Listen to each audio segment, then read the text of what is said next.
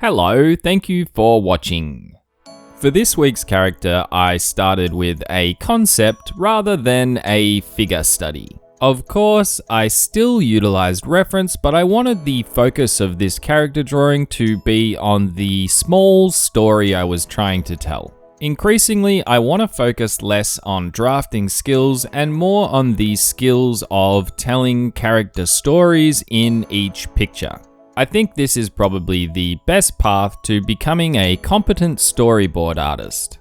And with the advancements in AI art making, I want to increasingly focus on story because I feel like this is an area where there's still a huge advantage to being a human being. So for this specific character drawing, I shot 2 lots of reference photo. In the first lot, I posed with my back towards the camera, and in the second lot, I simply reversed that pose.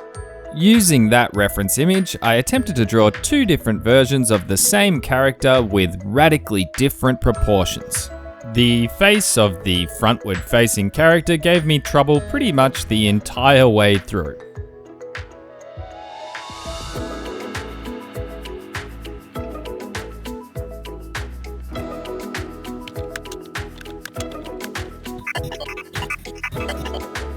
So I should explain what happened there is that I used an AI art generator to make a background for this picture. I really wasn't too concerned with what it generated because basically all I needed was a long mirror to tell this little story. My initial intention was probably to trace the image or maybe just borrow certain elements from it, but then once I saw it, I figured why not just put my drawings on top and make it kind of a Roger Rabbit scenario where the background is really highly rendered and it's clearly cartoons on top. The background did take some tweaking, probably because I just wasn't prepared to sit there and automate a bunch of different variations of it, and I could pretty much work with what I was given. In particular, I had to create this sort of slatted cabinet area at the bottom of the background, and I had to erase a bunch of different reflections and imperfections that showed up where the AI was clearly sampling from a bunch of different bathrooms and applying them kind of inconsistently to the mirror or the walls. Again, the background wasn't a huge concern for me, and so I definitely didn't do my due diligence on all of the little errors. And while I've spent all that time talking about my AI-generated background, the time-lapse has already moved on to the line work. So you can see I finally landed on a face for our big muscly version in the mirror, and that's pretty much the version I stick with for the rest of this video.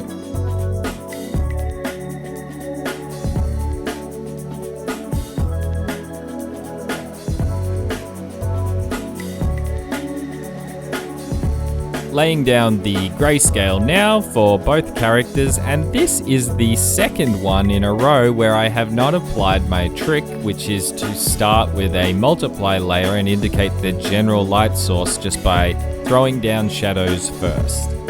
The process always just feels smoother when I have that down to start with.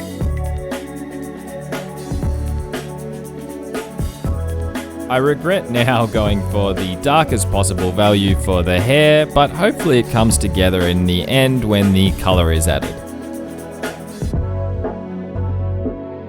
Yeah, this was another weird one coloring wise. I remember being pretty confused about what to do with my line coloring, especially because I had ambitions of putting this really bright rim light coming from the top left. Or I guess it's not a rim light if it's a primary light source. I had ambitions of putting a really bright light source coming from the top left. So the rest of this is mostly just me fussing about and adding extra highlights wherever I can. Honestly, I probably could have time-lapsed some of this down a little bit more, but the song just happened to climax at the perfect point in time, and I really like the way it plays at the very end. So anyway, what do you think of this concept so far? I tried to make the reflected version kind of grotesquely muscular, so that he's obviously really big, but also kind of a weird, ugly looking guy. It's quite an odd thing to do when the reference image is yourself. Obviously, the shading might be a little flatter than what some of my drawings have been in the past. I won't say all of them because I've had some pretty flat drawings, but there is actually a reason for that, and that's because I want to, from now on, try and stick to shading that I'm actually going to be able to use in animated works as much as possible. Working by myself like this, I don't think that it's plausible that I'll just be able to do a bunch of soft shading or highly detailed shading on all sorts of different characters, because I actually do want to get into doing actually animated stuff.